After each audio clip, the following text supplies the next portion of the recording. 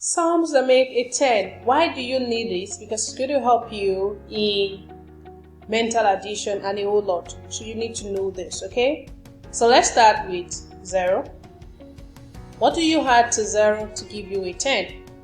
Of course, 10. 0 plus 10 is 10. And then if this increases, this has to reduce, right? So this becomes 9. 1 plus 9 gives you a 10. That's the same thing as 9 plus 1, because addition goes both ways, right? The 2 plus what will give us a 10? 2 plus 8 gives a 10. And then 3 plus 7 makes a 10. 4 plus 6 makes a 10. And then 5 plus 5 makes a 10. You see that this can go the other way around.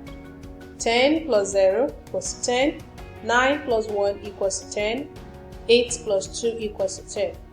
Knowing this will not only help you within 10, but it's also the same if we have, say, 0 plus 100 makes a 100. 100 plus what will give us a 1000.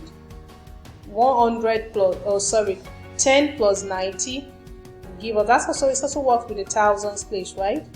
So knowing the sum that makes a 10 would really help you in your mental addition, and we'll be doing a lot of examples referring to this.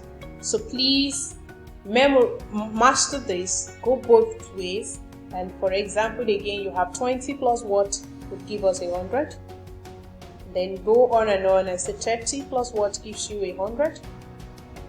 40 plus what gives you a 100.